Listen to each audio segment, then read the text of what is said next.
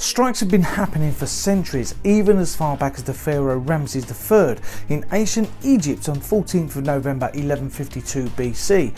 The artisans of the royal necropolis at Deir el Medina walked off their jobs because they simply had not been paid.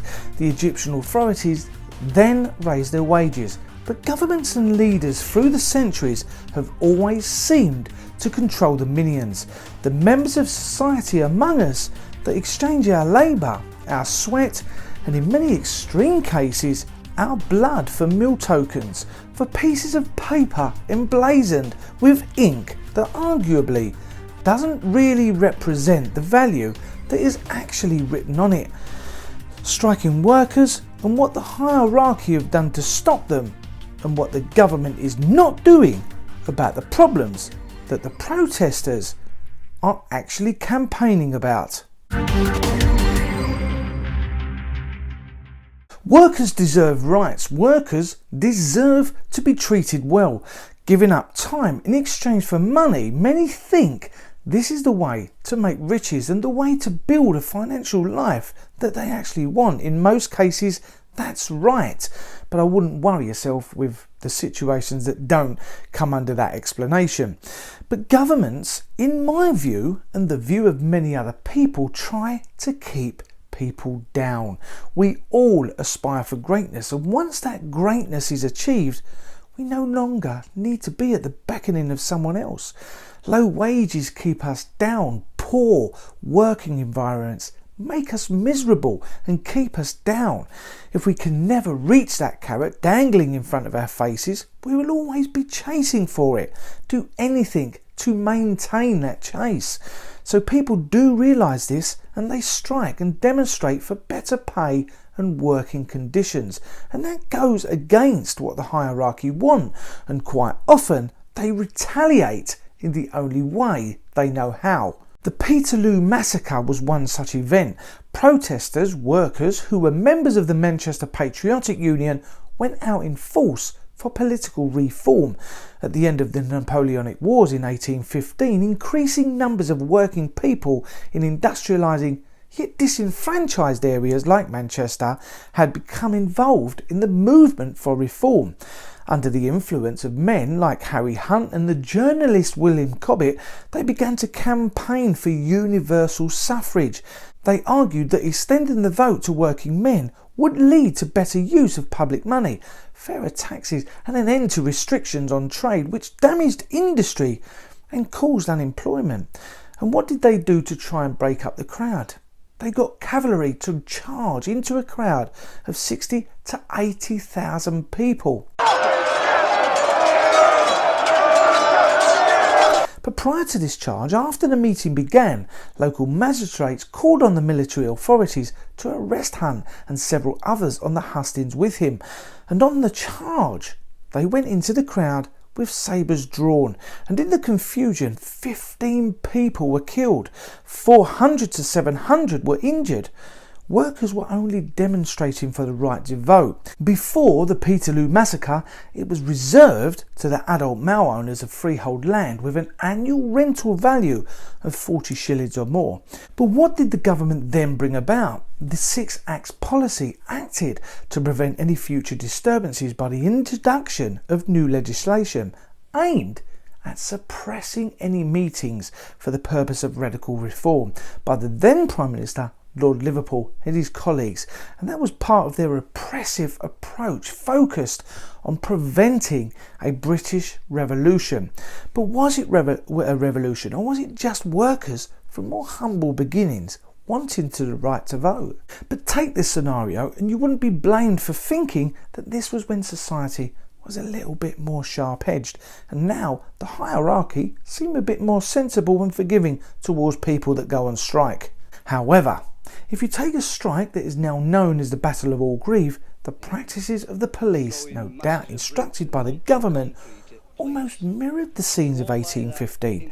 The Battle of Orgreve was a strike that the National Union of Mine Workers deployed 5,000 pickets from across the UK, and they made plans to use a large amount of workers to prevent access to the works by strike-breaking lorries that collected coke for use at the BSC mill in Scunthorpe. The police, though, were determined not to see a repeat of a confrontation in 1972, the Battle of Saltley Gate. On that one, there were 30,000 pickets that overpowered 800 police. But on the Battle of Orgreve, they deployed around 6,000 officers from 18 different forces. And the equipment they used, including riot gear and supported by police dogs and, yes, you guessed it, 42 mounted police officers. No sabres in use on their mounted police though. I was there, and only incident to me that occurred was a ritual push. It was a push between pickets and police, and it happened on every picket line. Only people that rioted that day were police.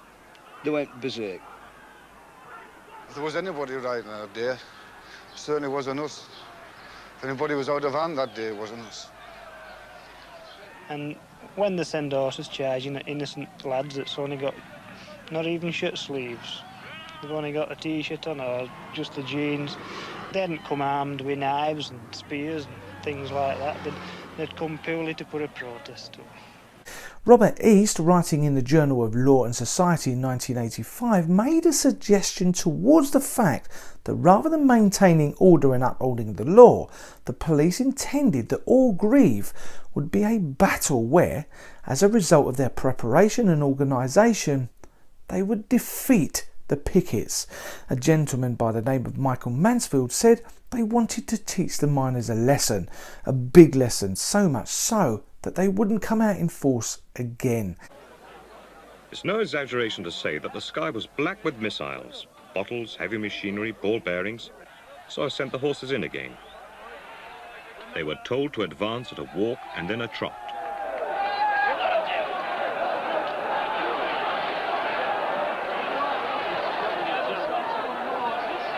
I wouldn't have been worried in the slightest if people had been trampled.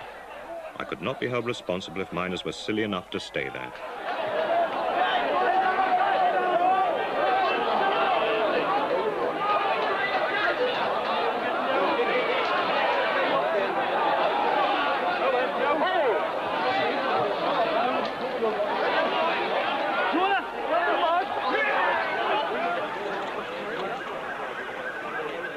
I ordered all the short shield units to draw their truncheons. I would imagine they were used on heads. I didn't tell them not to, but it's a general instruction not to aim at the head. It isn't aimed at people running away.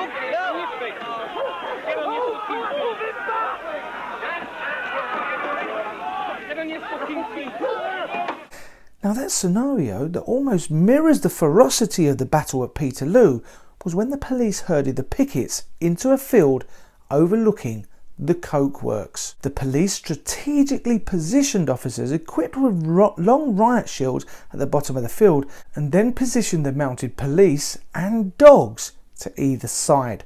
A road along one side of the field allowed the mounted police to deploy rapidly, and a railway cutting at the top of the field made escape by the pickets difficult and dangerous. But when the pickets surged forward at the arrival of the first convoy of lorries, South Yorkshire Police Assistant Chief Constable Anthony Clement ordered a mounted charge against them.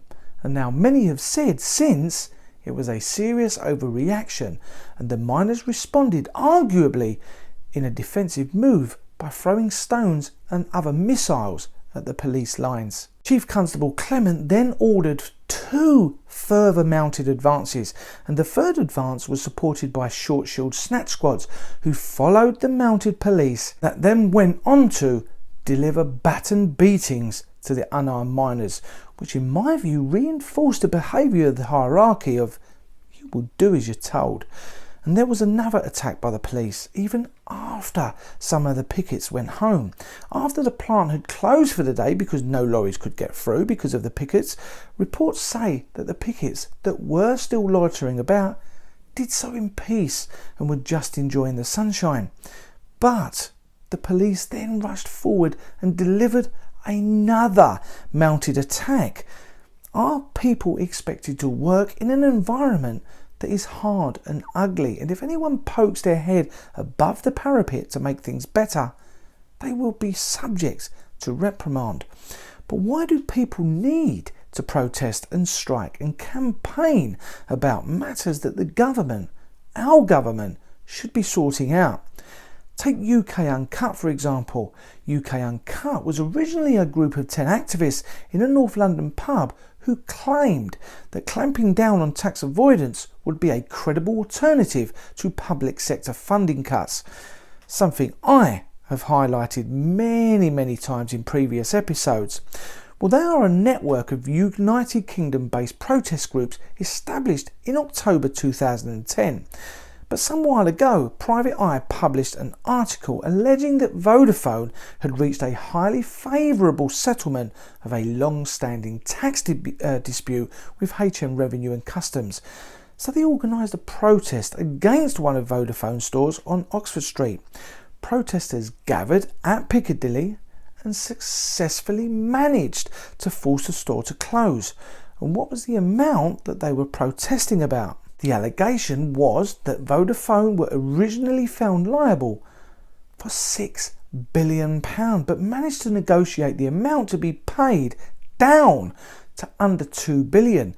And the National Audit Office said that the settlement represented reasonable value for the British taxpayer.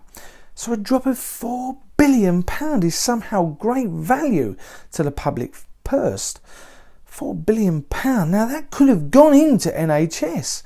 At one sitting in Fortnum and Mason, who were accused of massive tax avoidance in 2011 during the anti-cuts protest, the police arrested and charged 138 protesters with aggravated trespass.